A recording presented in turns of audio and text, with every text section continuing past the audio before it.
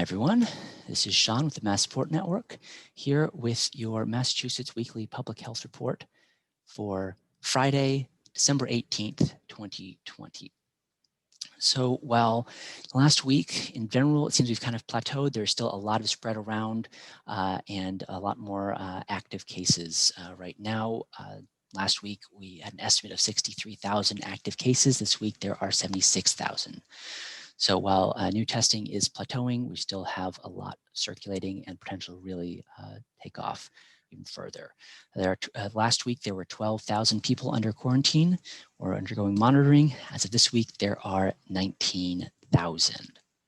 I look over to people under isolation. These are actual confirmed cases.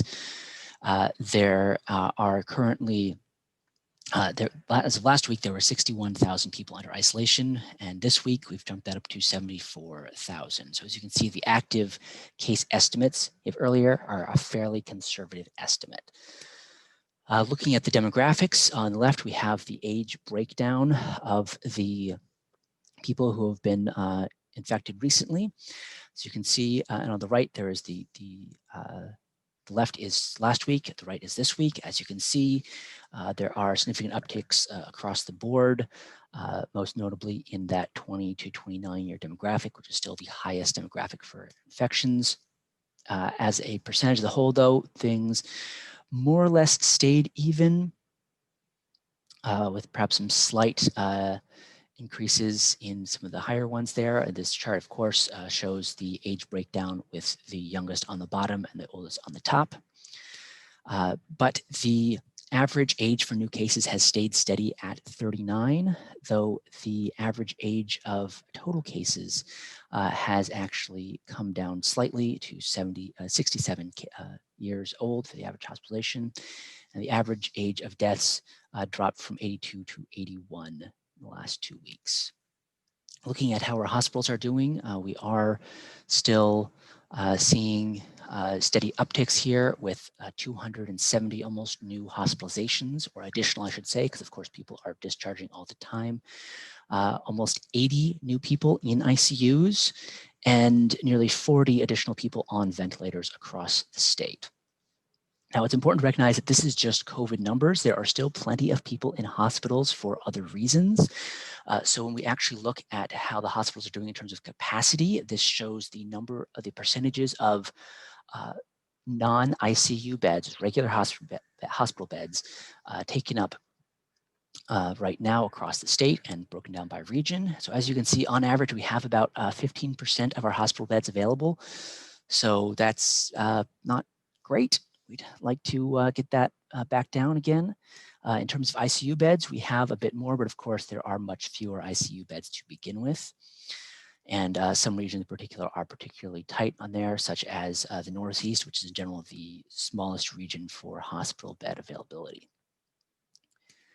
So looking at testing, the turnaround time has come down a bit as our public health department and various testing facilities have pretty much gotten through the the Thanksgiving backlog at this point, as it was up to, I believe, 2.1 in one of some of the higher points there, days to get a turnaround test. And in the last week, the time for a test to get from sample to reporting to DPH has cut down by about 4 hours. So that's great there. Our contact tracers, continuing to kind of slowly try to claw back some of the backlog.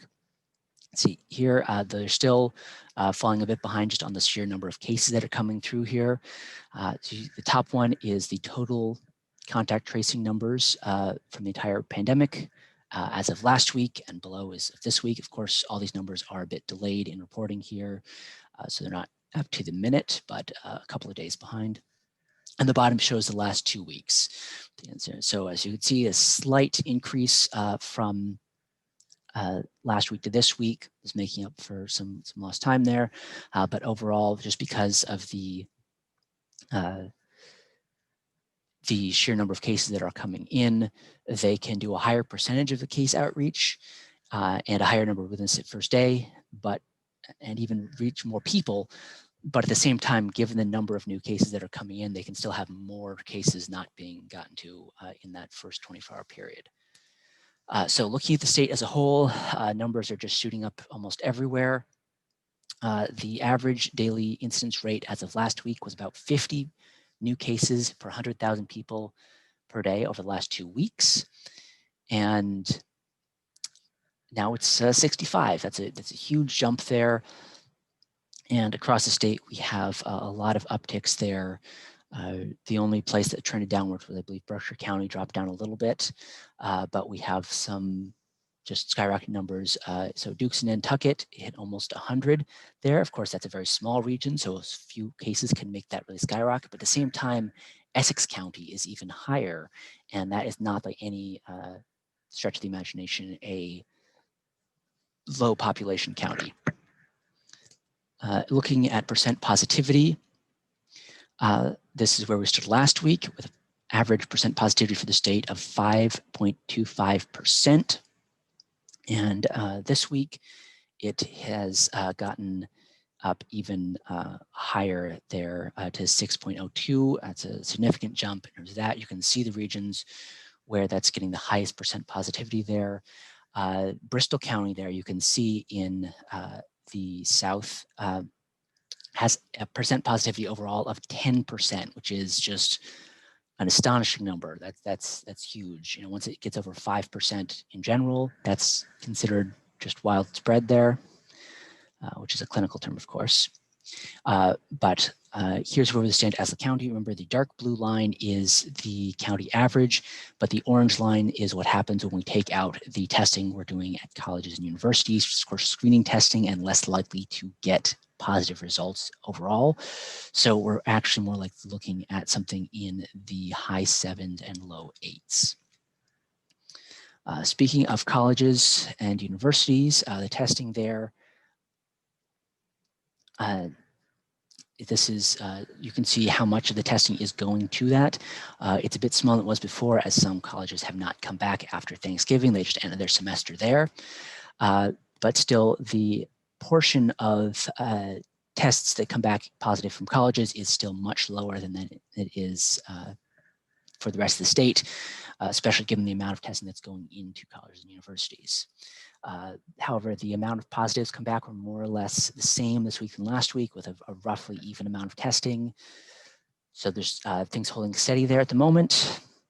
When we actually look at the state at large, our 7-day average has seemed to plateau, but this is not a great place to be plateaued with an average of nearly 5,000 new cases per day, especially when you look back to where we were at the beginning of November, where we were just over 1,000. So we're easily 4 times as much spread as we saw then.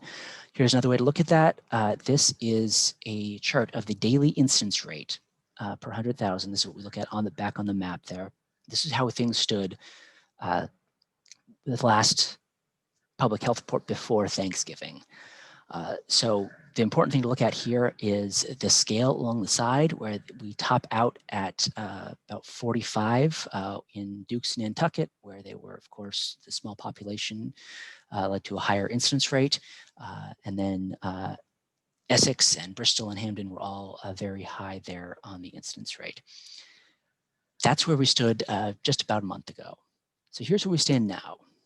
So the actual proportions of this chart stay more or less the same.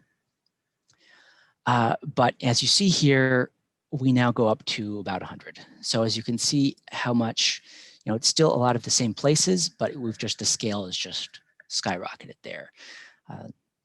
And just flipping back to the previous one for a second, the state average back then was just under 30 new cases per day per 100,000 people.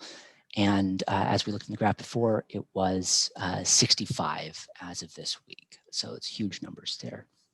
So this is all great reasons to stay home, maintain your distance, just do all those mitigation strategies to stop the spread, because there's a huge risk of more spread coming with the upcoming holidays, with Christmas and New Year's. Just social gatherings, just a really bad idea at this time. Here's one last thought to go into the weekend. And this is Sir Ian McKellen getting the Pfizer vaccine earlier this week. And if Gandalf the Grey thinks it's a good idea, I think you should probably do it if you have the chance. And for more of the MassSupport Network, you can find us on our website or on social media. And remember, wear your mask, wash your hands, and we'll be here if you need us. Stay safe.